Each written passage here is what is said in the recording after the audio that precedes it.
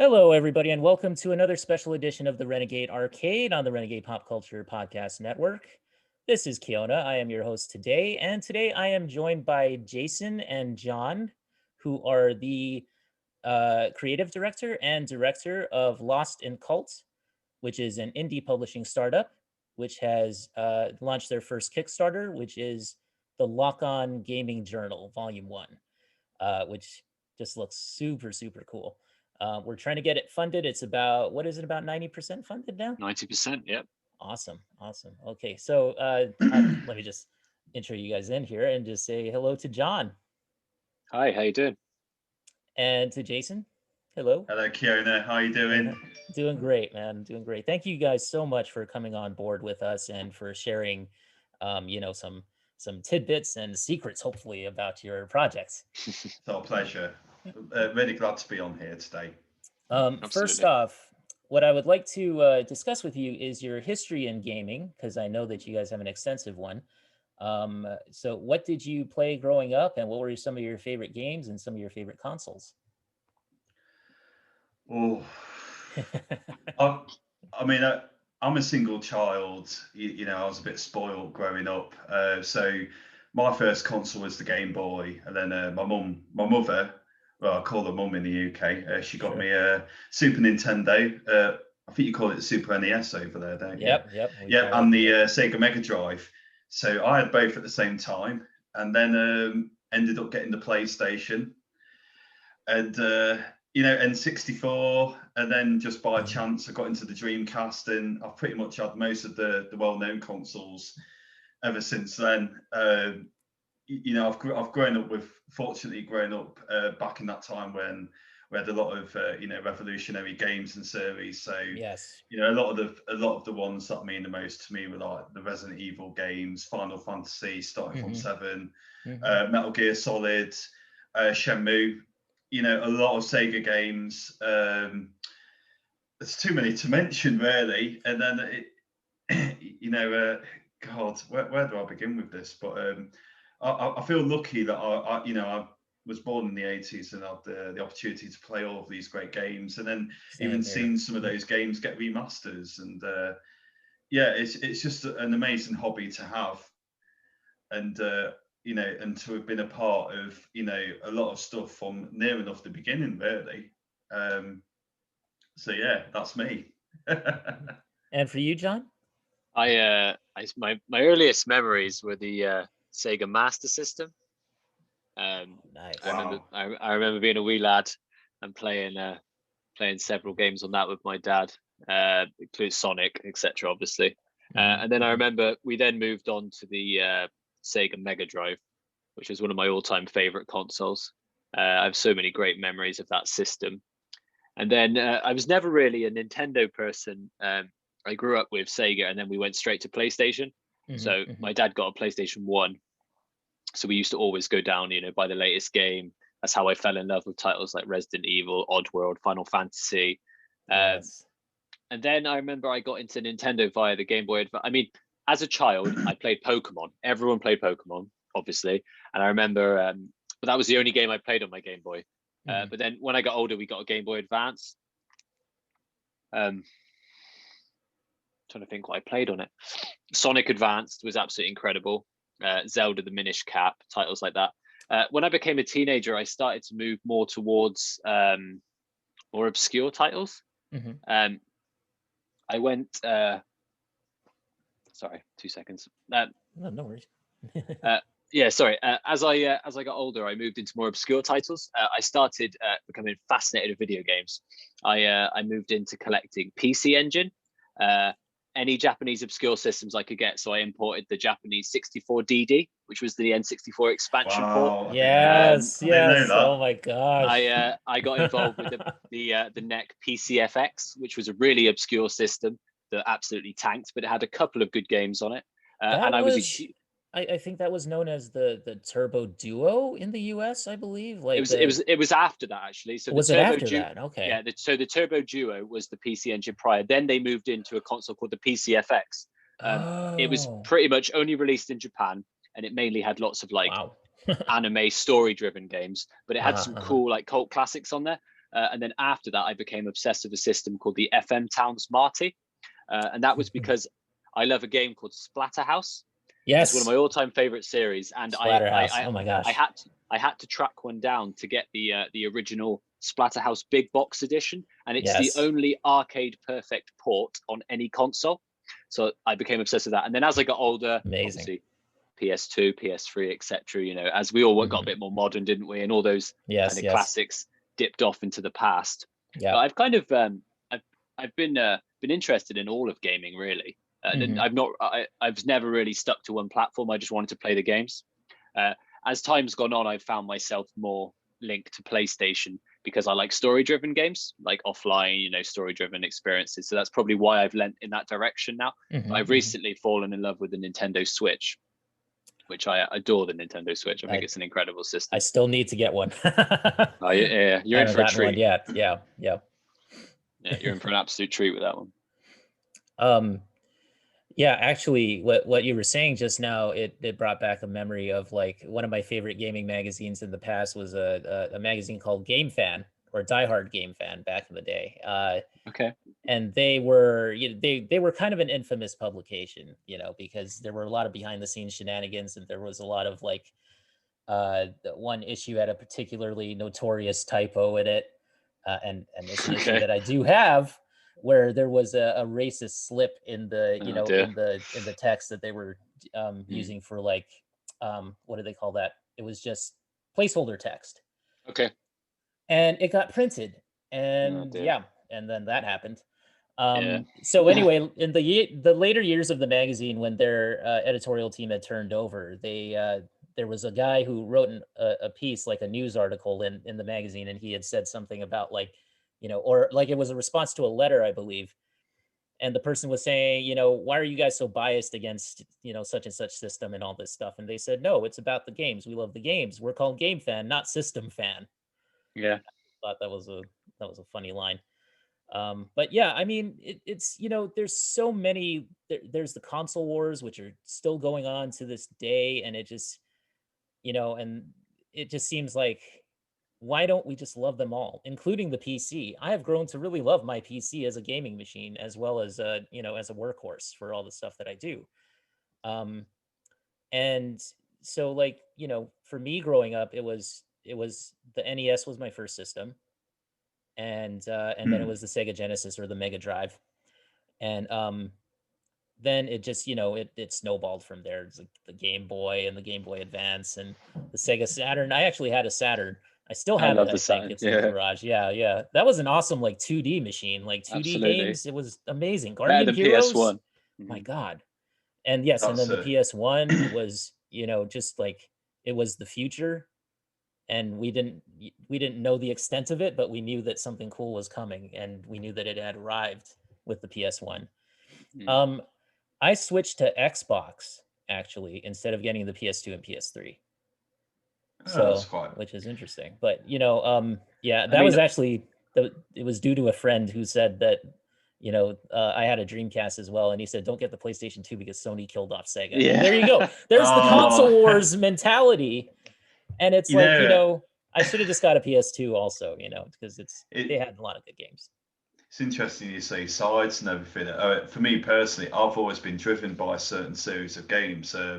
Coming back to John, you know, he mentioning about Splatterhouse and like trying to attain a certain system to play that perfect version of the game. Now, I got into the Dreamcast for a friend because I was obsessed with Resident Evil, you know, as a kid, and also Final Fantasy. And you know, I was seeing things in one of the magazines we had at the time. I think it was called Games Master, about the next generation Resident Evil, and this was called Code Veronica. Yes. And I had one friend at school who had this thing called the Sega Dreamcast, and you know, I obviously knew about it. I'd never played on one, and I went to his house one day, and I was on the back of his BMX. And on our school lunch break, he took me to his house, and they had this little console there. And I just thought, oh, well, I don't need this. I've got a PlayStation. You know, what can this do? And he turned it on, and this game called Soul Calibur. and I'd never seen graphics like it before. And I thought, I can't believe what I'm seeing. These graphics are absolutely incredible. And then I just said, have you got Resident Evil Code Veronica? I need to play that. I need to see what it looks like. I went, I haven't. So the next day, I went to our town centre. I sold a load of stuff, and I bought a copy of Resident Evil Code Veronica. And then I said to my friend, I've got a £10 note, 10 British pound coins here. And would you let me borrow your Dreamcast for the weekend? And he said yes. You know, he wanted some money, and I spent all weekend playing on Resident Evil Code Veronica, and I'm playing these other games, and I just fell in love with this system. And thankfully enough, I got one later that year. And you know, I've always been driven by a series. So when obviously we found out that the Resident Evil series was going to be exclusive to the GameCube, the upcoming GameCube, I had to get a GameCube. So I naturally got the PlayStation 2. And then in early 2002, when the original Xbox and GameCube were launching, I regret this very much so. I sold my entire Dreamcast collection. I had the entire PAL collection, all the games available in the United Kingdom. I sold everything, traded them all in to get an Xbox and a GameCube at launch. So I had all 3 consoles. And, you know, each brought something special to the table, all their own exclusives. So, you know, I had to obviously get the GameCube to get Resident Evil 1 Remake, 0, then 4. You know, I had to get a 3DS to get Resident Evil Revelations. I had to get a PSP to get Final Fantasy VII Crisis Core. So for me, it's always been about the games. First and foremost, I am loyal to games, to series. It doesn't matter about the system. And now later in life, I'm discovering all these other systems. I didn't even know much about the PC Engine until last year. You know, I just went on Amazon Japan. I saw this little mini console, PC Engine Mini, and I fell in love with it. And I think that's the wonder of games. You know, if you discover a certain game, you can discover another system, and then a whole library of other games. So, yeah, I'm definitely against the whole fanboy term and, you know, being aligned to whatever console. Admittedly, I haven't had an Xbox since 2010 because I had the 3 red lights about 7 times, and I used to play Gears of War endlessly. You know, for 2 years straight, all I'd play after work was Gears of War, and I ended up killing off a load of Xbox 360s, but due to a problem that console had. And then the red ring of death, so then I just swore by the PS3 at that point, and then getting whatever Nintendo console was coming out at, you know, at any given time. So it's definitely about the games for us. I think you agree with that, don't you, John? It's about the games. Yeah, I mean, I've always had the consistent the batch of consoles that's been out at any given time. I've played on them. You know, I've tried to acquire them all as they've come out. There hasn't been a generation where I haven't gone after being platform agnostic. Obviously, again though, the content is what affects me. So when we were in the PS2 generation, I initially was very much leaning towards Sony because of games like Silent Hill 2, Final Fantasy X. Then GameCube came along, gave us Resident Evil 0, Resident Evil 1, Resident Evil 4, 3 of my all-time favorite games. Metroid Prime, greatest first-person shooter in my opinion of all time. So I fell in love with the GameCube. Wind Waker is my favorite Zelda game, including that beats Breath of the Wild for me. Wow. And then Xbox, you know, you had Halo 2. Halo 2 is arguably my second favorite first-person shooter of all time. I love the multiplayer of that. Yeah, and then we moved on to PS3. I remember, like, I got the 360 first, and I was addicted to Lost Planet online. I got in the world rankings. I got up into the top numbers. That was my first experience of online gaming. And then Resident Evil 5, absolutely adored it. Played it on 360. Again, I got ranked on that one. And then the PS3 came out. Well, I got a PS3, sorry, and there just wasn't anything to play for the longest amount of time. But then these titles started to come, and once they started to come, they get, you know, Uncharted 2, you know, some of the more obscure Japanese titles. It started to give me that kind of story-driven kick. And then what happened was the Xbox, I found, tended to go more multiplayer. Which wasn't really I really like stories, like I said, so I kind of lent away from it. And then obviously that just got even more apparent with the PS4. I mean, the PS4 felt like the only platform for me that had these story-driven games once the Xbox One. I mean, I was really excited for Scalebound, and that got canned. that was. Yeah. I Oh mean, my gosh. that was the nail in the coffin for me with the Xbox One. I'm I would afraid. have bought an Xbox One for that game. So yeah, I mean, I would have kept my Xbox One for that game, but unfortunately, Yeah. that was the nail in the coffin for me. Well, I bought it. I bought my Xbox One for Halo 5 based on the advertising campaign, and was I disappointed? I bet you were. Yeah, I bet you were. I mean, the Xbox One feels like an enigma because Xbox did so much right with the 360 in my eyes, and then they did so much wrong with the Xbox One. Yeah. And it feels like as a company, they're definitely improving now in Yes. terms of. There's a few things I would change, but I'm sure we'll get to that later. I'm sure we'll talk about it. Yes. Okay, so and it's funny that you mentioned Splatterhouse because when I was a kid, and I remember seeing like I believe it was the TurboGrafx 16 was the console that had which is I think the PC Engine, the original. That's the American name. Yeah. TurboGrafx, of course, has to be that for America. But like Splatterhouse on that console, it almost made me want to buy one, but at the time it was like $700 for the machine. Yeah, it was really overpriced, wasn't it? Yeah, for us over here, and this was in the late '80s, early '90s, so that was not something that I could afford. But yeah, it's that game in particular really left like it just the visuals of it because I had seen it on TV on like this show that they were doing at the time that showcased video games and stuff, and I had seen it and I was just like so impressed by the graphics and so impressed by like the fact that you're playing this guy who's like he's almost like Jason from Friday the 13th, but he's a good guy. Yeah. So and then of course they remade the game later on, years later, on 360 and PS3, and that was we don't talk about the remake. Yeah, let's in the Splatterhouse circles. But the original, let's not. The original is such a classic. It's what's incredible though is, I mean, the version you got was highly censored. I mean, I'm the sure. Kabuki mask, they changed it to like a red color. Yeah, and it was. in the original game you fight an upside down crucifix. And in the American they changed it. There's so much censorship. Exactly. In the American version it got really heavily censored. So at the time, before the internet, when I was tracing down these games, the only way to get the uncensored original was to get an FM Towns Marty. And I mean, that system was so difficult to find, and you had to at the time we didn't have ways of fixing the drive belts and all these various means. So and I managed to acquire, I mean, I was 15, so 15 years ago now, and I was tracking down, using all my money I could find to buy this big box Splatterhouse on the PC and on the FM Towns Marty, and it was such an obscure thing to find, and I managed to get one from Japan at an auction in the end on Yahoo Auctions, and it was just to play the uncensored version. It was the only way to do it because the PS3 version didn't exist. Emulators were barely a thing at this stage. I mean, you were lucky if you could find an emulator that would even run, SNES games, let alone what we have now. Yeah, absolutely. So if I had to ask you what your favorite game of all time is, what would you say? Or what was the game that cemented you as a gamer, that sort of like made you a gamer? For me, it's Streets of Rage 2. Oh, Streets of Rage 2. For me, it was that game. That game was the one where I was like, okay, I'm a gamer for life. I love everything about it. That was it. Can I go first, John? Go ahead. Yeah, I need to think.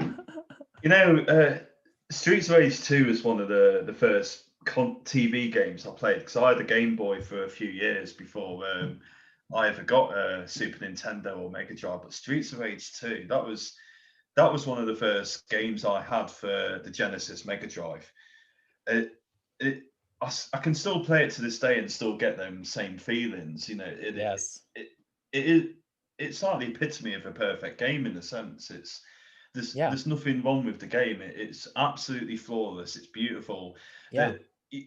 Last year I was driving to IKEA and randomly I decided to burn the soundtrack to a CD and just play it in the car. Yes.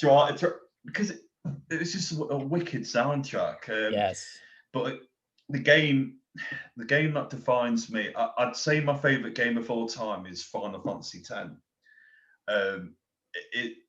If I could transport to another world, I'd go to Spira. But I think me personally, Final Fantasy VII was the game that really transformed me as a gamer. You know, playing 2D scrolling platformers, fighters, and you know, the Legend of Zelda and that stuff on the Super NES and Genesis and that. When I got the PlayStation 1, Final Fantasy VII was one of the first games that I bought.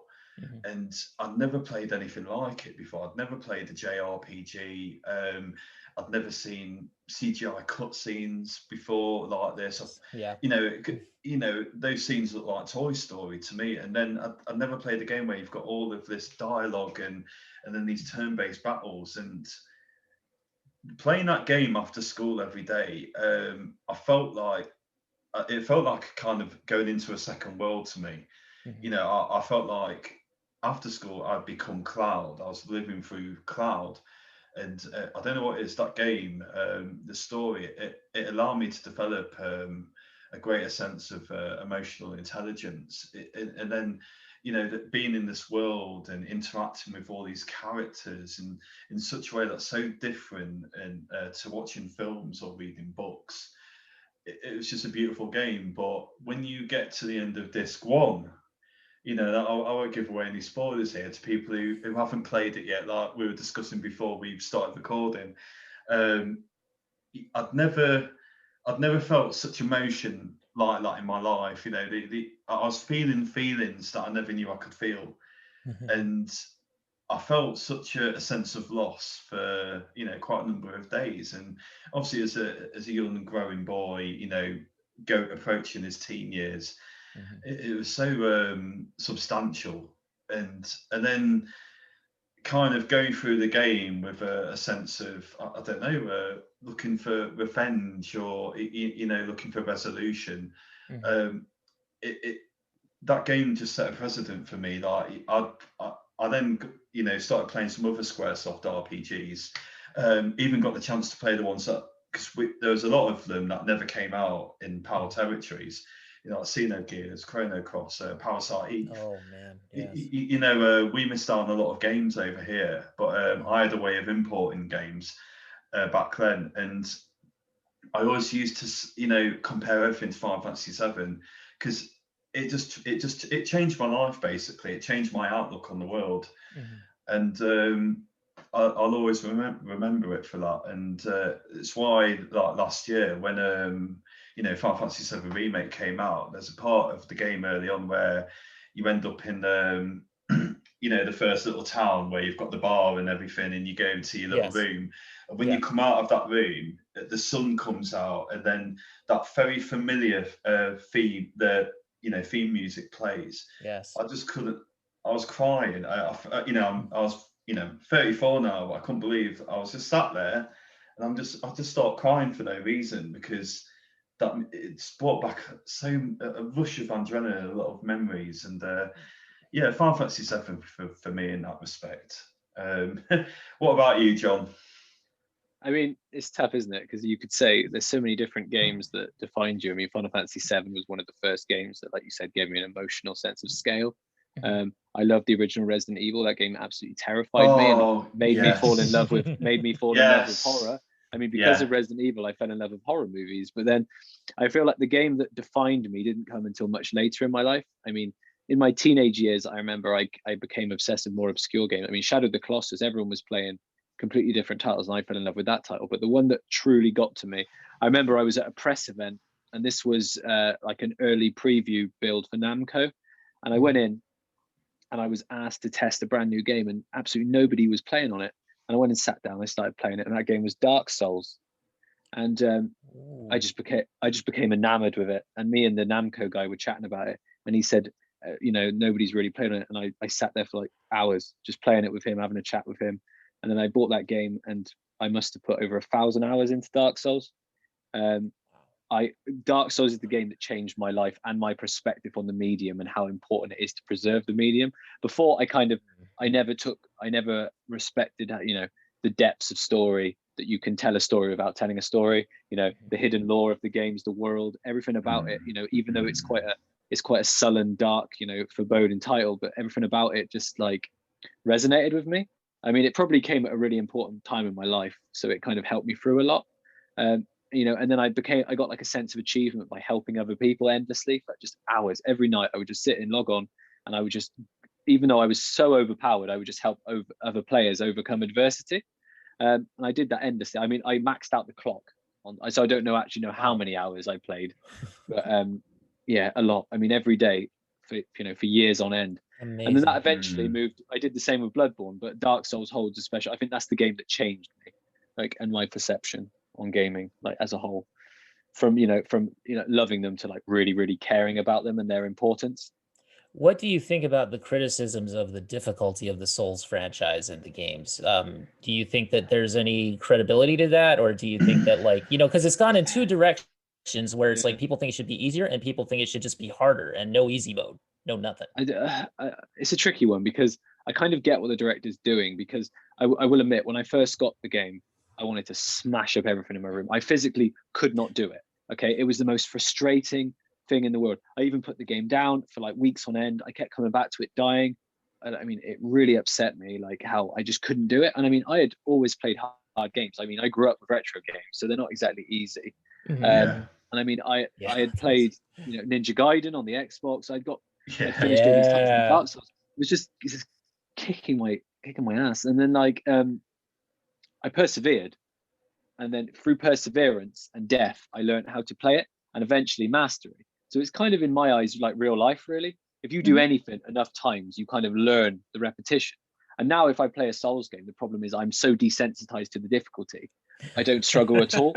And that's why I'm always looking. I mean, at Bloodborne, we got to the stage where me and my friend, we would put no armor on, go in the hardest dungeon possible, and just use our fists, because we wanted a thrill. Oh my God. Because we'd become so desensitized to That's amazing. That's the amazing. And I really do understand the accessibility concerns. And like I believe, like, I was just playing Control on PlayStation 5, and they've added like a one-hit kill on enemies and this kind of thing. And I really do understand it, because people want to be able to appreciate the story. I think what they should do is they should offer like alternative directions. So you can either start the game in the traditional mode, or you can play maybe a version that allows you to, say, skip areas or bosses and things like this. And I don't want to stop anyone playing a game. I mean, if you'd asked me that question 5 years ago, I probably would have been more of a purist. But since then, I've spoken to so many people about accessibility. I feel like it's a very important issue, and I don't believe anyone should be locked out of content, period. So I would say it'd be nice to have the options in, like a separate format, so you could play Sekiro, you could turn on Infinite Life if you needed to get past the tough part, and just give people the tools to do it, so they don't have to modify it and do it themselves on PC. On consoles, that's nigh impossible. So I mean, it would be nice to see it, but I chose to take the difficult route, and I feel rewarded for doing so. But I don't want to strip someone else of that achievement either. Yes, that's a really good answer, actually. I remember the game that made me just totally want to break controllers and everything was the Silver Surfer game on the NES, because that game had horrible collision detection, and if you ran into anything, you would die. It was a one-hit death, and it was just the most ridiculous game ever. But anyway, sounds like Battletoads. That good old memories. Yeah, exactly. Yes, Battletoads, same thing. But I wanted to bring up as well, with Final Fantasy 7 and 10 even. So 10, actually, there was a poll in Japan, I believe, of like readers of a magazine or something, or gamers or something, and 10 was actually picked as the favorite Final Fantasy title, and then 7 was right behind it, which was interesting to me. I think 10. No, go on, carry on. I just always thought that 7 was sort of the most popular one, but I guess not. 10's got a huge fan base, hasn't it? Yeah. I think it is actually the biggest selling Final Fantasy title of all time in Japan. How interesting. I'd have to look that up. I don't know. Well, I mean, there's so many great Final Fantasy games, aren't there? I mean, there are. 7's incredible, 8's incredible, 9's incredible, 10's incredible, 12's incredible. Jason loves 13. I'm not a fan personally, but then, and I'm not big on 15. But the remake, that was my game of the year without doubt last year. Same. And not just nostalgia though. It was just so good. I mean, it was just such an incredibly well-made game. It gave me that. There's some games where like certain moments you go, Oh yeah. I mean, like Oh my for God. example, I'm so excited but about that game. Yes. there's a moment in, for example, Dark Souls when you unlock your first interconnected area and you realize the map reconnects and you go, oh yeah. And there's a bit in God of War where like the axe swings back and lands in your hand. You go, oh yeah. And that's kind of what I had with Final Fantasy VII Remake. Like every moment I was like, oh yeah, Oh yeah. this is doing it for me. It was just incredible.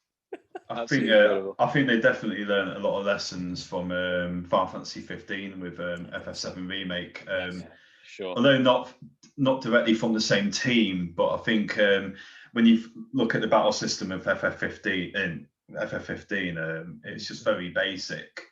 There wasn't really any skill involved. But with FF7 Remake, they kind of melded that and the old school turn-based system very perfectly, which really gave you a sense of weight and challenge. And that I just remember when I first played the demo of it last year, and then you've got that familiar start at the game, and then when you do your first battle, the first swing of Cloud's Buster Sword, it just makes you feel really good. Like John said, that I had that same feeling that I got when I played God of War 2018, and then when you first throw the axe and when it comes back to your hands, that great sense of weight and that release it gave you and that sensation. And I did say that The Last of Us Part 2 was my favourite game of 2020, but the more I think about it, I felt a lot more when playing FF7 Remake. I think seven's probably. I think The Last of Us 2 is the better game, probably. I mean, critically, story-wise, etc. But Final Fantasy 7, I felt more. Does that make sense? Like when I was playing it, it meant more to me. Yes. I mean, the emotions it inspired, etc. I mean, The Last of Us 2, I adore. I'm not in the hate campaign for that at all. I thought it was absolutely brilliant. But the 7, really triggered a lot of nostalgia for me. But it didn't just cheaply do it. Does that make sense? Like it was just such a cinematic, incredible game. There's a part like in the later section when like you play some of the side characters and you're like fighting off a helicopter kind of tank machine. Oh, I had goosebumps the entire time. It was so well done. And I didn't expect that. I expected it would cash in heavily on nostalgia, but it felt like a new game. It felt like what Final Fantasy VII was when I was a kid in my imagination. And they did that so incredibly well. And I cannot wait to see how these future parts, because there's so much to come. If you haven't played the series, you're in for such a treat. It's one of the greatest stories in the medium, period. Mm-hmm. The greatest cast of characters. Everything about Final Fantasy VII is to be loved. Yes, agreed. I will say this though, with Last of Us 2, even though I really did like it, I think we gave it something like an 8.5 or an 8.0, something like that on our site. But when I played it, it was so heavy it's a heavy game. I felt like, I couldn't go back to it for a while, and I still haven't gone back to it, honestly. No, and with the first game, I played it through like 2 times in a row, and I was so like thrilled by it. But like this one is just so. It's long as well, isn't it? And it's very long. Yes. Yeah, the story it tells though is like such an incredible like vengeance narrative, and like this. Yes. I mean, the first game, like you said, it felt a bit more arcadey. I mean, not arcadey, but you could play it on repetition because of the smaller segments. This one felt like you were reenacting The Godfather. Like I think it's based loosely on the idea of The Godfather, isn't it? This idea of revenge. Kind of, yes, yes. It felt like it was torturing you through the experience, so you would learn a lesson. And it did it really well. And I expected to, I'm sure everyone knows what happens at this stage, but I expected to absolutely despise the second character. And I ended up really liking them and being really empathetic towards them. And I had kind of, I'd read all these spoilers stuff online, and I kind of was just like, oh, well, that seems like a silly thing to do. And then when I actually played the game, I was just like, no, I completely understand why he's done this. I completely resonate with this character. He's taken my feelings and he's turned them back on me, and I didn't expect to see this, and that was really clever. That was the first game that's truly made me reconsider. I mean, Spec Ops The Line back in the day, where you had to make that was good at it, but the Last of Us 2 really changed my perspective, and I wasn't. And there was a scene in the aquarium when I was just like, oh god, my head like it's frazzled. I don't know who to root for here, and absolutely incredible narrative there. Yeah. That I was fortunate enough to stay away from the spoilers that obviously got leaked before the game came out, and I just remember I think it was a really mildly warm summer's day. I got the game, and I was playing it late at night with the window open, and you get to that scene which John's referring back to, and I felt like I'd been winded in the stomach, and I needed a drink. So I had an alcoholic beverage, and then I went out the house and went for a little walk, because I felt a massive sense of loss, but I also felt ever so angry, this anguish, and I never thought a game could, also make me feel such anger. So, obviously, the pure kind of rage, and I think it's a very powerful thing when anything in a story medium can make you feel that way. And I felt such resentment towards that certain character, but obviously when you get to a later point in the game, the roles are switched. You're now playing that character, and I'm then feeling like, what? Because the game's made me feel this sense of survivalism.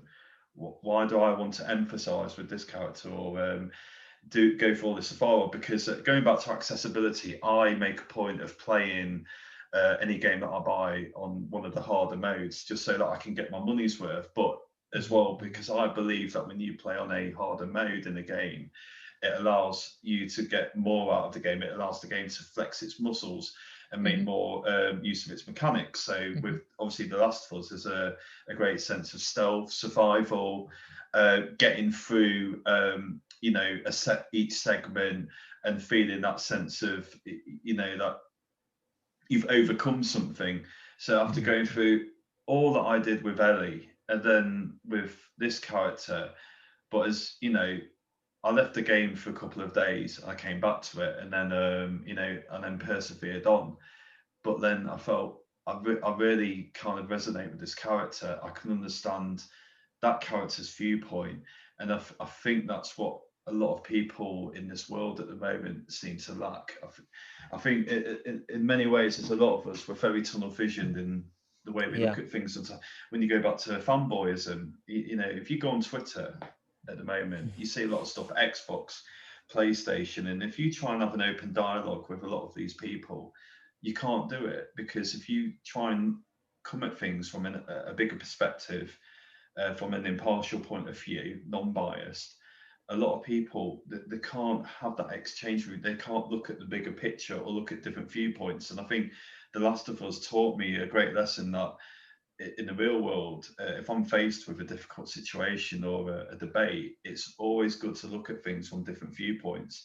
And I think that's kind of what The Last of Us is. You on the first game, you fall in love with a certain character, and they did a bad thing, and I guess you can emphasize with that. But then seeing it from the other character's point of view, I think it was a very cleverly written game in that sense. The different emotions that it makes you feel, and that's why it's such an incredible game. And if anyone's got any doubts about it, and you've played the first one but you don't want to play the second one because of what happens, I just suggest you give it a chance and keep an open mind. That's all I can say on that, really. It's a great, it shows what games are capable of in terms of inspiring empathy in the audience. And yes, as long as you're open to it, which I know that there's some people who are not or don't seem to be. I mean, I didn't love the second playable character as much as I love Ellie. I was on Ellie's side for most of the game, even though like I knew what she was doing, but I was like, the whole time I was going, come on, wake up, like this is not you. And this is not what Joel would want. And I think that at the end, that's what the ending, the last cinematic of the game, or the second to last cinematic of the game shows, is that, she reconnected with him on a deeper, more like at peace kind of level. Yeah. And but at cost, peace at cost. At a cost, yes. I mean, of course, yeah. She had to go through all of that. I think it was something that she had to do. Yeah.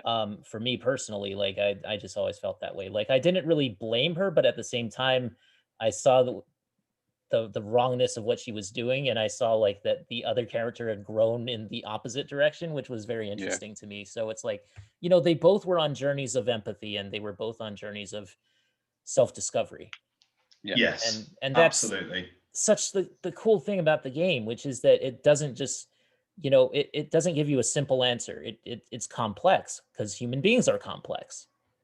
And that was what I found so interesting about the game. And then you look at something It like Final was, Fantasy VII Remake, and it's like, you get the emotions and you get all that stuff, but it's more like a lighter, more positive feeling yeah, in a way. exactly.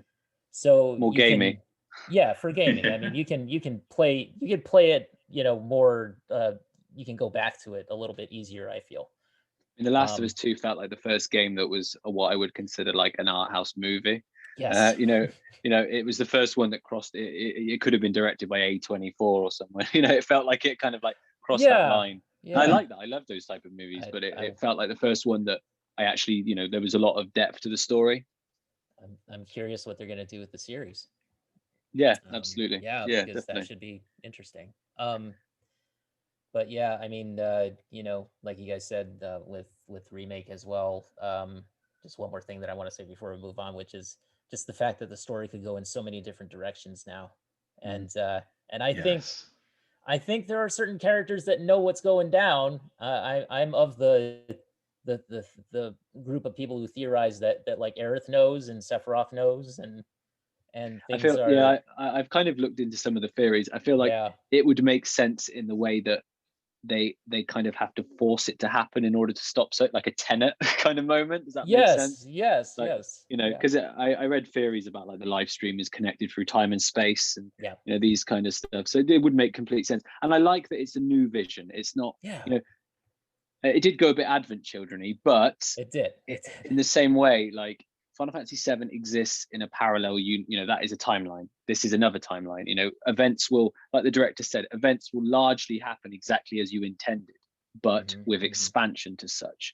And it could be that certain set character is doing certain things to try and force the narrative to stay on its set path for a very good reason. And we know what that reason is. And fans of the game will know what that reason is, because there is an outcome that could have only happened if those And events had gone a certain way. when Aerith dies this time, I don't, people should know that by now. It's like a 25 Yeah, year old okay. spoiler, so people should Let's know. do it. I mean, everybody knows it's part of the gaming, it's part of the culture. But like when Aerith dies in this game, if that's where they go, if they do keep that intact, which, it's anybody's ball game right now. But I think that if she does, I'm gonna be crying in the corner. I feel I like I but imagine how Oof. much it would hurt. Imagine how much more it would hurt knowing that she knew she was going to die, but she also had to force it to happen because she knew the only way that she could stop Comet was to die. And this time they make you believe that you can finally change it, and then she has to admit that like it is the only way this series of events will allow for the white materia that to save us all. that And was that's my devastating. that was my immediate thought when I played this game. Was I was just Yeah. like, you know what? It's gonna hurt way more because we Yeah. think we can save her. Yeah. That's Yeah. the whole thing, is that Yeah. we think that we can save her, and it's Because probably not gonna happen. it feels like Sephiroth. Because there's clearly more than there was all this Yeah. perception that there's it's the same guy. No, he's not. You clearly Yeah. have OG Sephiroth Yeah. doing what he did in the original, and you have this kind of like Sephiroth that's on another plane of existence, that he is Yeah. manipulating everyone like pawns, trying to probably from a different timeline, trying to intervene to alter the course of events so that the current Sephiroth will achieve his destiny. So it's kind of interesting they've taken that transdimensional perspective of it, and it could, Mhm. like you said, it could go anywhere. But I feel like it's going to end up killing us all emotionally. I think Like, so too. completely. And she has that line too. She has that line in the dream sequence where she says, "You can't fall in love with me, even if you think Yeah. you have. It's not real." And Ah, it's God. like, oh God, and that line breaks me every time I see it. But Yeah. it's just it is so like, that she has an idea of what's coming. Yeah. And Sephiroth is like, it's her and it's Sephiroth, and they're both like opposing forces on the same line, and they're gonna Yeah. clash eventually. It reminds me of Lost, the Man in Black and Yes. Jacob. It reminds me Yes. of they both know what's to come, and they Yeah. both know what needs doing, but they're trying to ensure a certain timeline of events happens. They're kind Yeah. of playing chess, to with each other, which is quite cool. This concept that they're, because she is an ancient, and in theory she is the and she would be in tune with the live stream, and in theory she would know what happens in other timelines and realities. So Exactly. she's probably seen this, and she probably knows a bit like Doctor Strange and the Avengers. You know, there's only one chance. You know, we kind of got to get this right now. You know, all these events have to happen. You know. He's seen 14 million timelines. Yeah, It's exactly. like, how do we win? You know, which one do we win? She It's like, knows, and just you know, one. that's what she said. Don't get in love with me, you know. Yeah, exactly. When she said that, I was like, too late, Aerith, too late. Yeah, sorry. But yeah, so wow, we've spent this whole time just talking about games and stuff, which I love. So thank you guys. I told you that would happen. Let's sorry. No, this is good. Let's talk about the lock-on journal now, and let's talk about your Kickstarter project. And you know, one of the first questions I want to ask you is, what are your influences in terms of like gaming publications or magazines in the past? What did you read any magazines growing up, or any particular websites? I mean, I kind of like, I think we both grew up in the age when the internet, you know, was very basic. So we've kind of come into internet sites a bit later, I guess. I mean, growing up publication wise, it was always you know, like Games Master, Edge. The only trouble with the magazine in the modern form is it's very quickly outdated. It doesn't hold any perception of time. And I feel like that is the defining characteristic of why consumer-based print won't survive in the modern climate. I feel like now books are doing extremely well, but only they're more tailored. They're more tailored towards an enthusiast base. I mean, we kind of looked at this in several different ways, and we wanted a project that would be timeless. So if you picked this journal up now and you read it in 20 years, none of the content would have aged, if that makes sense. So the stories will be the same. They're all very personal stories. We tried to shy away from like news, anything that would age it. Reviews we considered, but that was more so, you know, to help support the journal itself.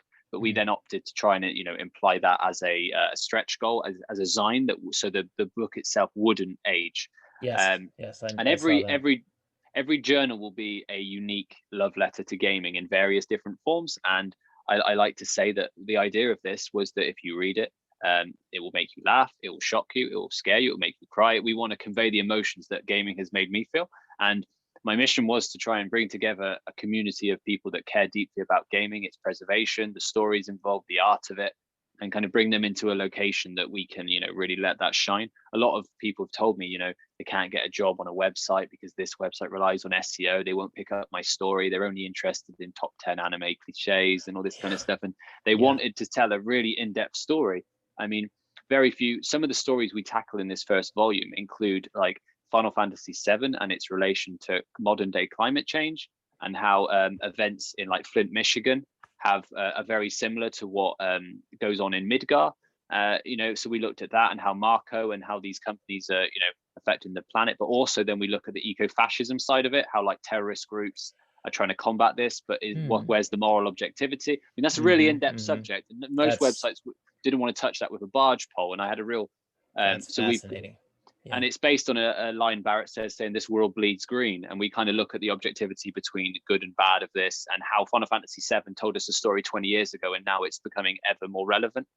We're facing a very capitalist driven society that's, you know, swallowing the world's resources, you know. Yes. So I mean, that the gaming websites wouldn't touch that. That was such a central theme of Remake as well. Like they really brought it to the fore in that game. Yeah, I mean, and that really that for me when I was playing Remake, that's why I kind of came up with, you know, I kind of thought I really need to talk about this, and we found a really cool writer for the project, and I pitched my idea to him, and then he already had all these great ideas to go with it, and I tend to come up with some really I'm not so I design and I'm into art, but I'm not the best at, you know, writing, etc. So I tend to come up with these zany pitches, and I'll find a suitable writer to kind of like bring them to life and kind of make sure they're on the same level as me. But it's been amazing. Some of the pitches we've had have just blown my mind.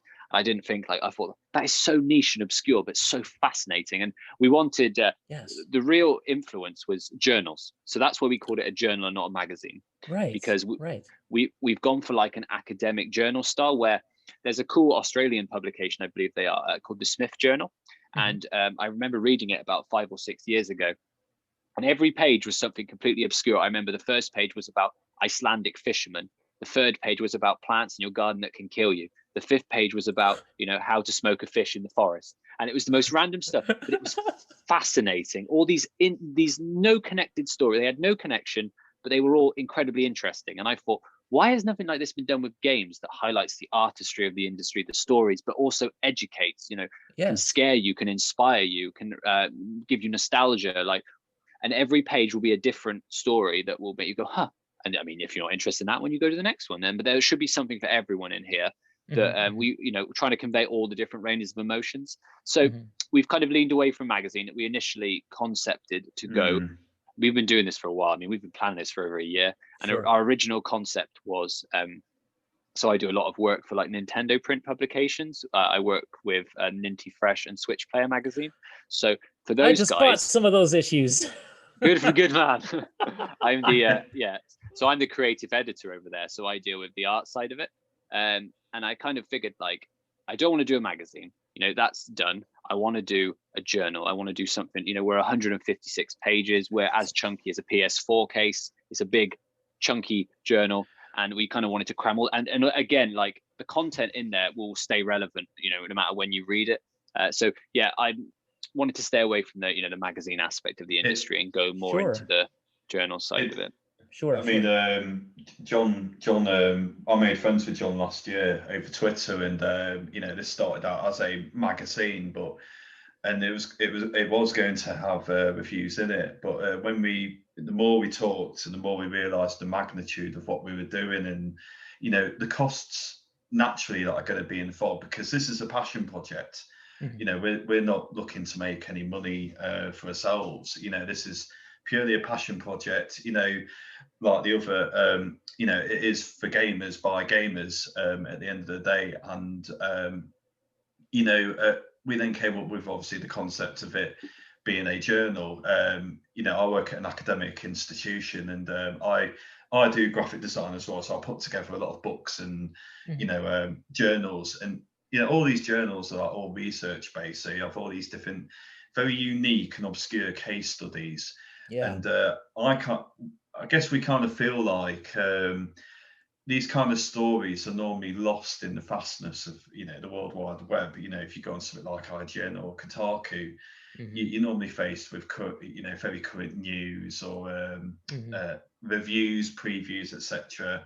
But then there's a lot of very interesting topics which just get lost, buried deep within those websites, and we want to capture those sort of moments, within this very thick physical book, but with each textual piece being complemented by very beautiful artwork done by, normal everyday people, indie artists, aspiring artists.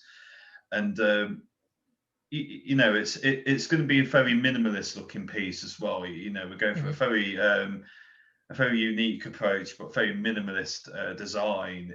That each section or feature, you're always going to find something very revelationary. For example, last week I got Itchy Taste, the unofficial Resident Evil history by Alex A. Neil, who is also writing for us, doing a Resident Evil retrospective. And all of this stuff I was reading about the history of the development of Resident Evil, and I just thought, this is the kind of stuff I think we should put in this sort of book. But obviously we're going to have loads of different topical matters, and I guess we want to have something that records, many aspects of gaming history, not just development side of things, but also different perspectives on certain topical issues, like John's just mentioned with Final Fantasy VII. And then, we'd love for this book to be kind of like reference material that you'd find in universities or libraries, stuff that's going to be timeless. So that, if you show it to a friend or something, or you read it in like 10 or 20 years time, there's going to be something that's, it's not aged. So we decided to take out reviews, and this has evolved very much into a very big scope project. It started as something kind of different, but so over the past year we have really refined this into what it is that you see on Kickstarter today. And we absolutely look forward to getting this in people's hands, because the production values and also the quality of the paper, we want this to be a very, something that will sit proudly on your shelf, whether that's, in with all your other books or on display. So we are really looking forward to getting this to people. And we think a lot of people are going to be pleasantly surprised by what they find and discover within each volume. But yeah, it's going very well, and very excited about the future. So that actually touched on a couple of things that I was going to ask about, which is the tone of the journal, as well as the design sort of philosophy behind it. So you guys actually answered those questions very well. Sorry. No, that's perfect. That's perfect. Yeah, design wise, I kind of I'm a bit of a freak for design, so I wanted to kind of come up with something a bit more contemporary that isn't necessarily done as much in this industry, especially magazines. I mean, we're kind of designed forward really in terms of that content. And like Jason said, the actual funding itself, the Kickstarter total will literally just fund the content and the production. There is no margin in there. Wow. We will obviously produce extra copies, but that is to ensure that everyone involved is paid. So that pays every writer, every artist, that pays for the production, all the gear, all the extras. There is no it's not like the book costs half of that, and where that is our we wanted to make sure we were as close to our break even as we feasibly could be. Sure. Just to make sure we got this out the door. It's difficult when you're new, you're establishing yourself. We launched into this with absolutely no followers as a brand new company. And I feel like we've done really well given that circumstance. I mean, obviously other books have come out, they've grown over years and they've got bigger over time. We kind of had to come out because of our higher total, we kind of needed to come out swinging really. And you're always fighting that kind of social media algorithm. It was interesting, like how quickly it got us. Like the first 3 days, we had 500,000 kind of engagements, and then it went off a cliff. And then every tweet we made, we would pay £100 to reach 2,000 people. And I'm like, we reached 500,000 3 days before, and that was free. So kind of, and the trouble is, I trialed it a little bit, and I'm putting my own money into it, and then I'm seeing that it's only reaching like completely the wrong audience. I'm thinking, well, okay, so that doesn't work. So it's been a bit of an uphill battle, but we feel like over time our audience will grow as they learn about us. I feel like that's quite an important aspect of this project. I mean, we're not fooling ourselves to think that we're, there's 99.9% of gamers don't know we exist, so it'd be nice if we can over time reach those people, because I feel like there's something really here for people that care about games and the stories. Absolutely. Yes, involved. Absolutely. I think just to name some of the magazines that I've loved in the past too, that I wanted to mention on this, which I did mention in the From Gamers interview with Andrew as well, are like EGM is one, Game Players is another, Game Fan, of course, I love them, even though like colorful layouts were kind of my thing, but I also like the minimalist design and the kind of aesthetic that Edge and Next Generation went for, and there was a magazine called Gamers Republic. Okay. That was an offshoot of Game Fan. It was the same guy who published Game Fan, and then when the editorial shakeup happened, he moved on to Gamers Republic. And his design philosophy for the magazine was sort of to kind of make it in line with the Designers Republic, who did the Wipeout games, who did the art direction for that. And so it was a lot of it was an interesting sort of a combination of like the regular magazine layouts and lots of screenshots and everything, and also they had little elements of like Designers Republic inspired like little things happening on the page, which I loved, because I'm a big fan of their house. I don't know if they're still around or not, but I think they still are. But it's like, for me, it's kind of like if you can combine the two, it's very interesting. Like if you have awesome artwork and you have also like minimalist design, which is very eye-catching and cool looking, it works for me. So it sounds like Lock On for me is going to be it's going to hit that spot. I'm a real fan of like fonts and like overall design. So like our fonts, some of the fonts we're using are absolutely incredible. I mean, we've kind of designed some of our own fonts, which I'm working on. In terms of, we're doing a cool article on the Nintendo PlayStation with Adam Koralik. Yes. And I've been in the process of remastering the original logos myself and vectoring them. Like, so the original Nintendo PlayStation had a rainbow colored PlayStation logo on the top. So I vectored that into a high res asset, and I'm currently remastering some of the old PlayStation logos. That's so cool. So obviously they'll be displayed in the book, in like a gallery format. And again, we don't use many screenshots because obviously we've gone more towards the art angle. Yeah. So we've commissioned a series of incredible artists, and that will continue throughout every volume. We'll be looking to get, bespoke artwork made that really allows these articles, etc., to sing.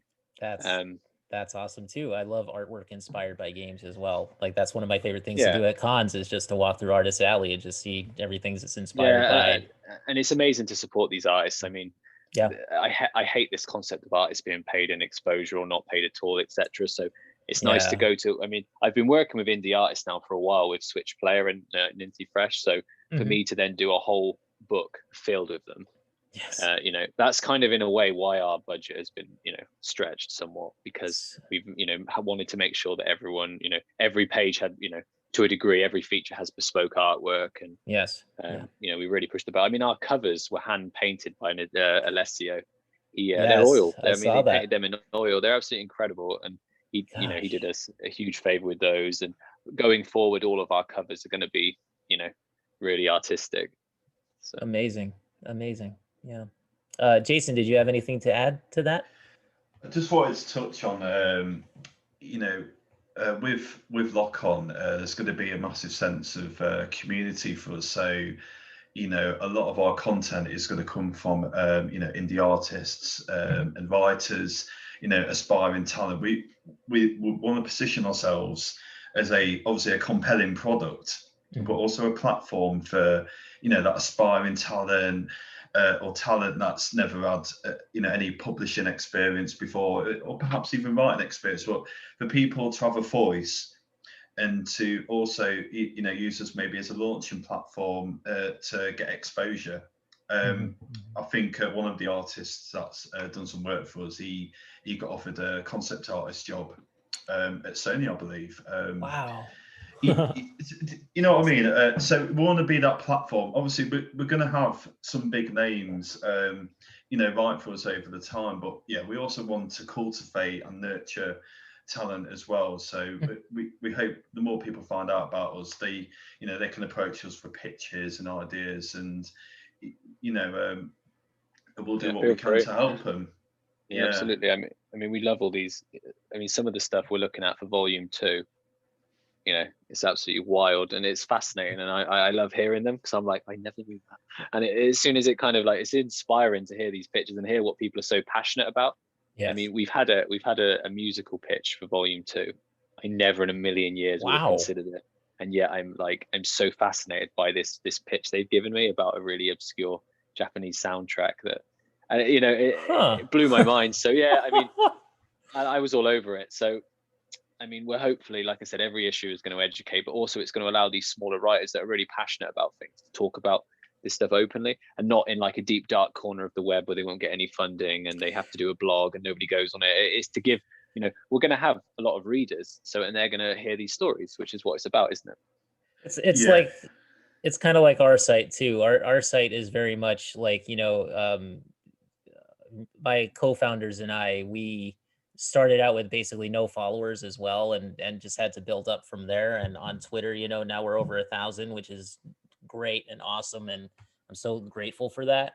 But like, it's so interesting to see, like, this idea of like a game journal that has all of this information in it. That's something that you can't really find, like you say, on these SEO focused sites and stuff. And that's something that I've wanted to do with Renegade Pop Culture as well, which is to kind of have those pieces, even though they don't really get much traction. I mean, we're so niche still. It's like it's barely any numbers, but at the same time, I'm grateful for every single person that does read it, and I think that it's it's important to have that sort of more less mainstream kind of stuff, kind of coverage out there, because it's part of the culture, and we're all part of the gaming industry, and we want it to evolve and succeed, and to kind of, to find greener pastures from a lot of things that are happening in it.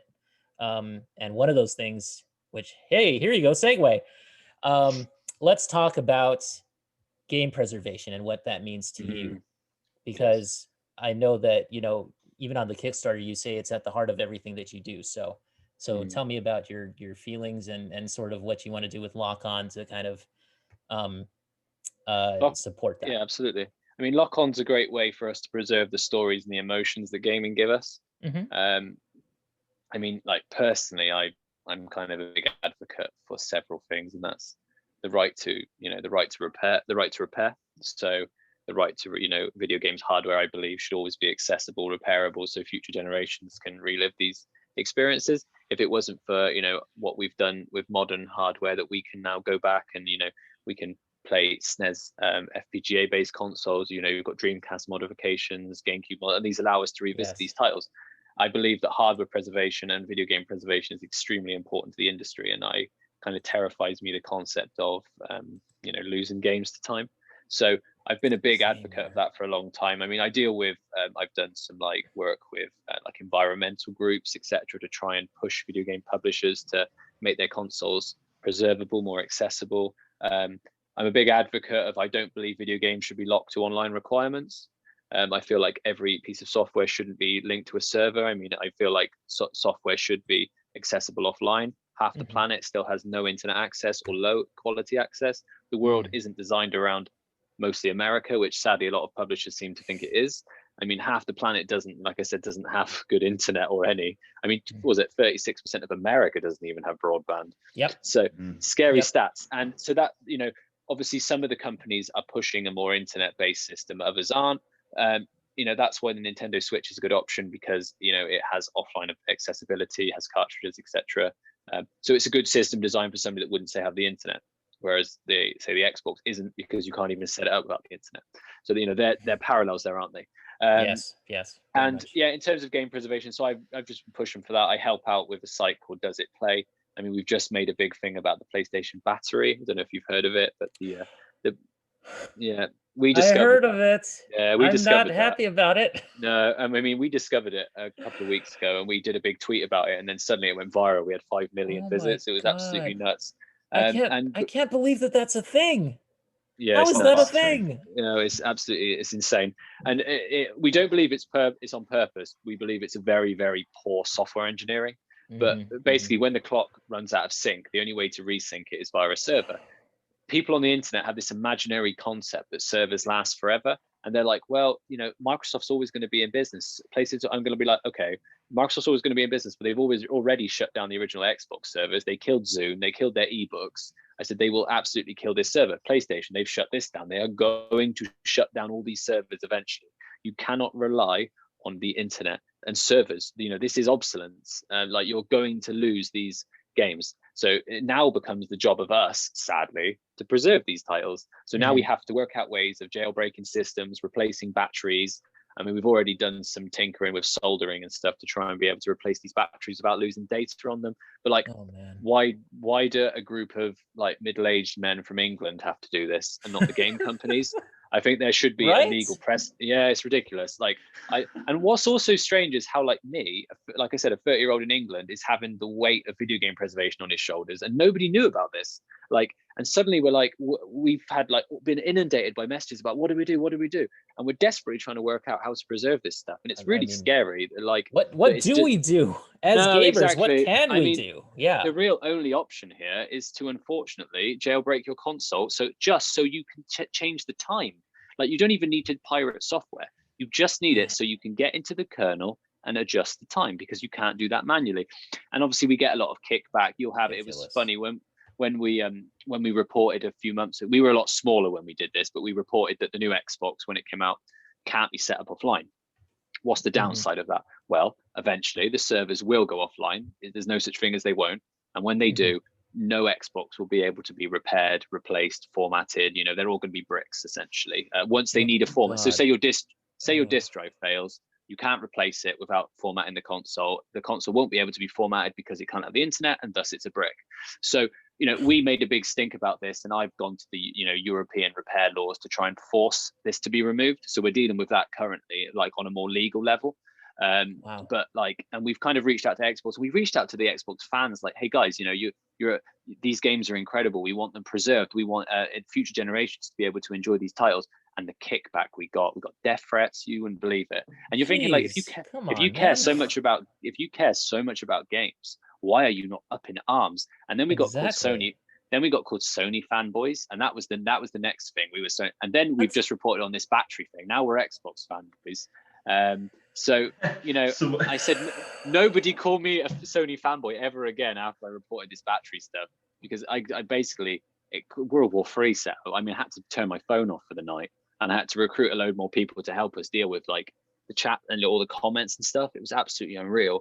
But that is horrible. As I said, so the Xbox thing terrifies me. Luckily, with the PlayStation, despite it being an absolute ridiculous flaw, those consoles can be set up and function offline. So there is the opportunity for us to jailbreak them so we can adjust the clock.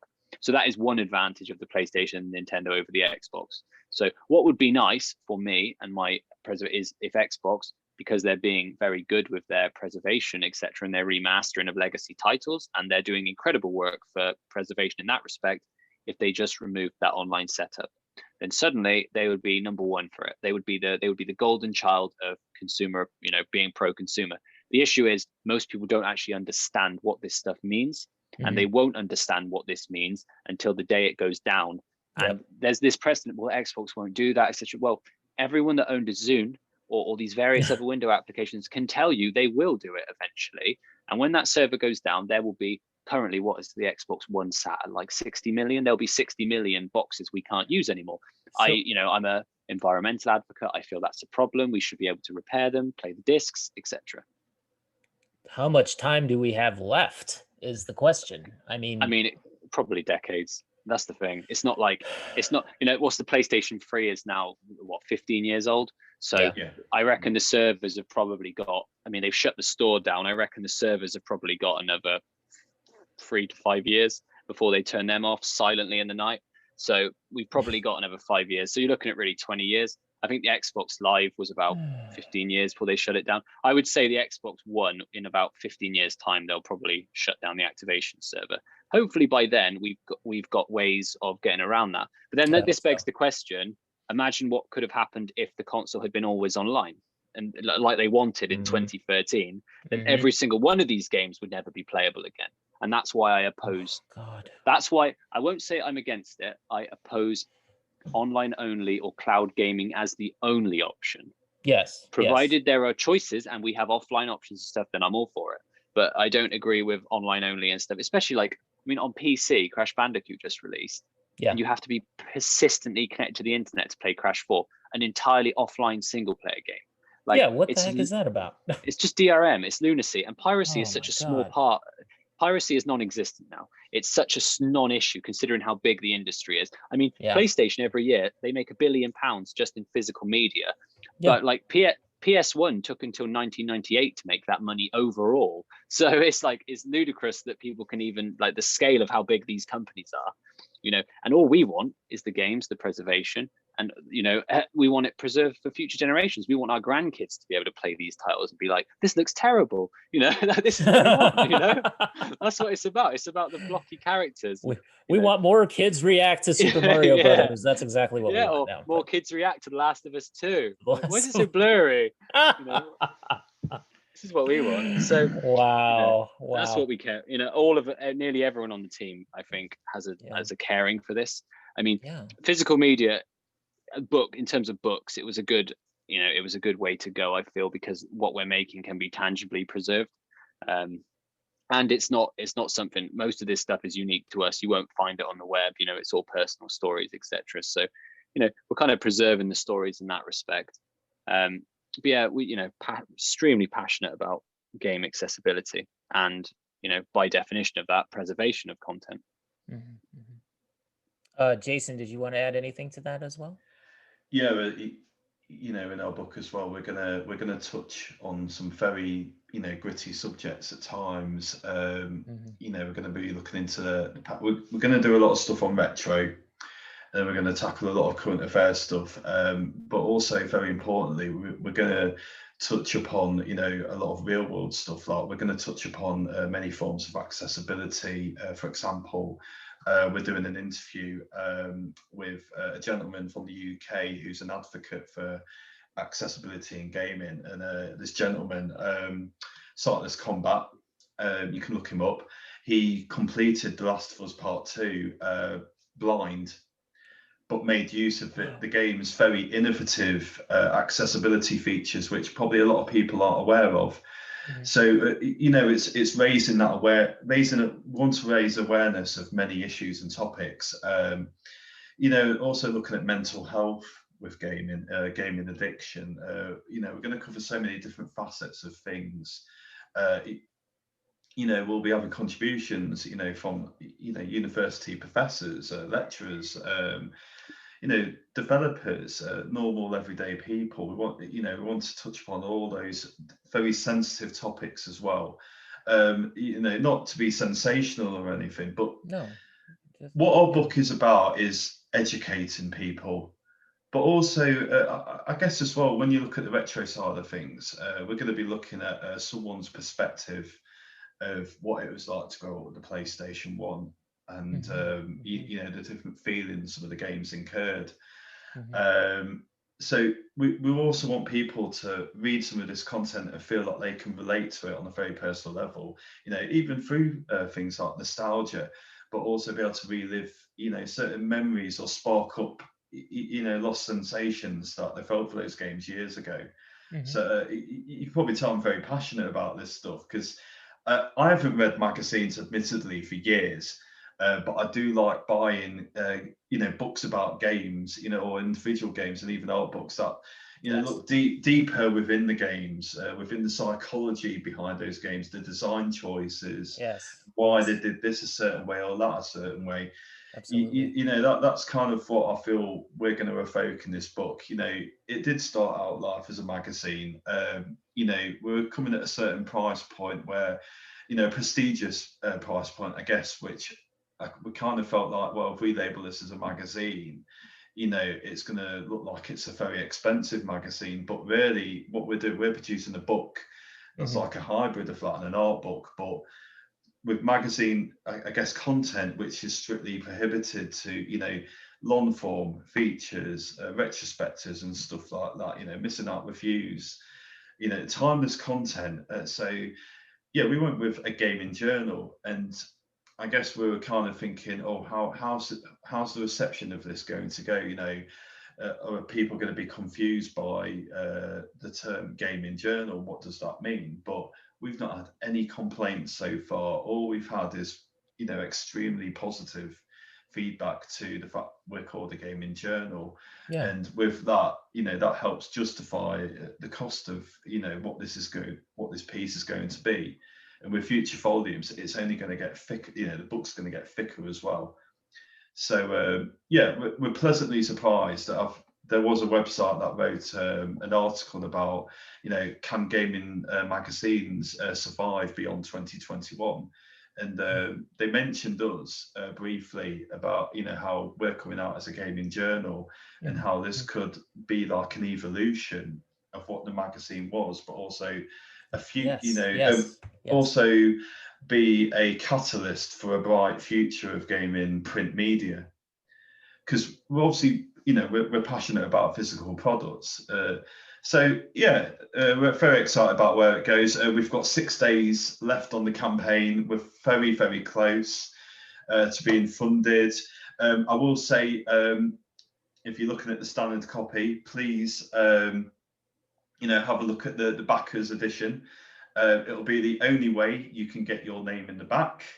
And we're only doing one print of those backers edition, those hardcover editions. So it's the 6 days left is your only chance to get one of those. I saw it, and I was like, okay, I have to increase my pledge so I can get that, because I so want Renegade Pop Culture's name in that book, because I want people to know that we support you and we support your efforts in preservation as well as writing and Thank you. It's much appreciated.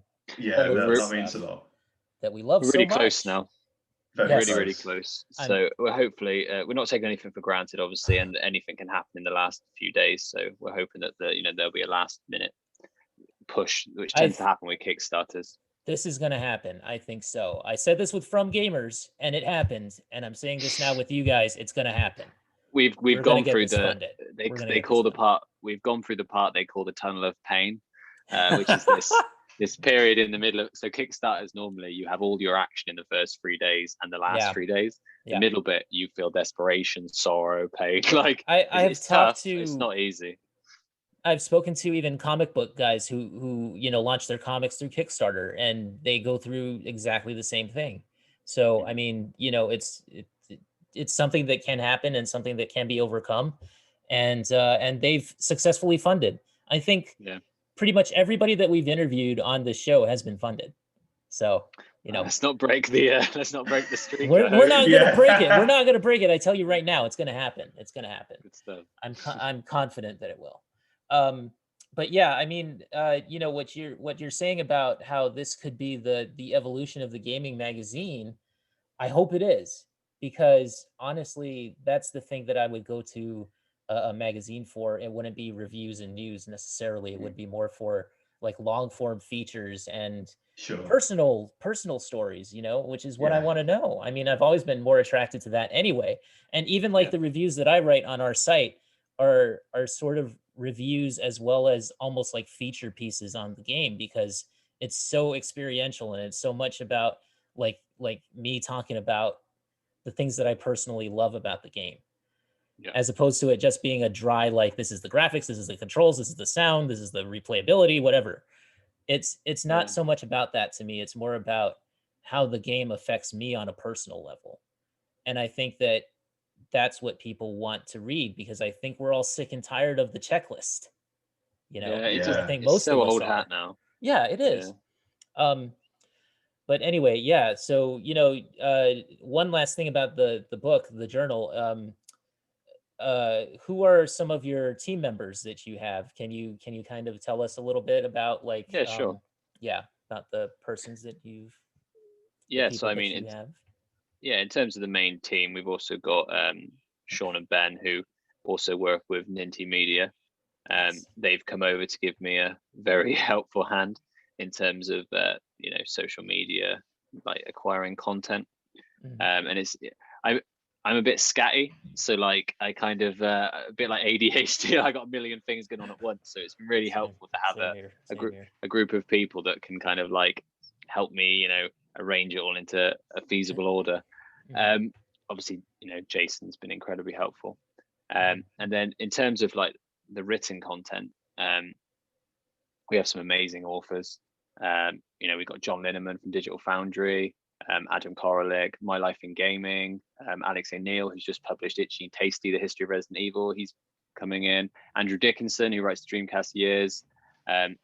So many incredible writers, which I've been lucky enough to know most of them already, from different projects and stuff. And they were more than happy to, come aboard and lend us a hand. And Lost in Cult, for me and my partner Eliza, we set it up with like real, like we spoke about preservation before, but Lost in Cult is Lock On is our first product. So the plan will be, it won't just, we'll be doing Lock On hopefully far into the future, but we'll also be branching out into other methods of preservation. Awesome. So there's hopefully big plans afoot, and this is our maiden project, so it's only going to grow from here. That's awesome. All right. Jason, did you want to add anything about the various people that you have contributing to the journal, I should say? I'm really excited. When we started this, me and John, we created a list of different topics we wanted to cover, like a pitch list kind of thing. So, we've always got a well to get water from, so to speak. And we're just thinking, like, who would we want to write this content? And when it was just the two of us doing this initially, we were reaching out to a lot of developers, and obviously some of them are not allowed to say anything without Sony's permission. And then, we think about what writers can we go to? I mean, John's been in this industry for a long time. I've come from nowhere, basically. I'm just a guy that studied video games at university. I'm a graphic designer. I made friends with the person at the right time in the right place. Because me and John share a lot of the same values, and we've had a lot of similar gaming experiences. But we're we're both, into largely, the same games. And, and obviously as time's gone on, we've cultivated a really unique list of talent, to contribute towards, especially this first volume. I'm really proud of who we've got covering our PS1 section. One of my favorite YouTubers, Adam Korolik, he's going to be talking about the Nintendo PlayStation prototype for us, as he is probably one of the only people on earth to actually sit down and play on it. And then, we've got all these extraordinary writers, doing all this unique content for us, alongside some of, well-known YouTubers. So, I'm really proud of that. And all I can say is, please check out the Kickstarter. 6 days to go. And hopefully we can get over that line. Yes, we're going to get you there. Don't worry. We will. Thank you. We will. It's going to happen, guys. It's going to happen. All right. So just maintain that positive energy. We're going to make it happen. All right. And, you have put this book on my radar here, this Itchy Tasty, the unofficial history of Resident Evil. I have to read Great this one. now. I so need to get it. All right. So, yeah, I don't want to keep you guys for much longer because we spent a long time just talking and reminiscing and having fun. and Lock On, just all I can say is it sounds like something that's right up my alley. It sounds like a book that I'm going to love so much and enjoy reading over and over and over. And that's why I got both physical editions, because I know that one of them is going to be read a lot, and I don't want that hardback getting all, weathered and worn out. So that's going to be a lot of fun to check over. So thank you guys so much for joining us. Thank you for, working on this project. And I hope that, maybe at some point, maybe we can have you back on as well and talk more about game preservation and see how that's going along. And, I maybe bring in some of my other arcade co-hosts and we can just have a full show one day. Hopefully that'll happen. But yeah, so thank you very much. And we will be posting a link to the Kickstarter, of course. And please, everybody out there listening, please support this project. We need your support, and we need to get this done, and we need to get this book made because it's so important. And immortalizing gaming and preserving gaming is something that's so worthwhile. It's something that's near and dear to my heart as well, even though I don't know half as much about it as John or Jason do. But yeah, we need to make this happen. So support the Kickstarter. I will provide the links, and that's about it, guys. Any last words? Any teases for Volume 2? When Volume 1 is funded, can you tease anything for the theme of the issue, perhaps, or the theme of the journal? We don't have to. We like Lombaxes. Okay. I get you. All right. So this has been another special episode of the Renegade Arcade. We funded from gamers. Let's fund Lock On Volume 1. All right, guys. We'll catch you later. Goodbye. Peace.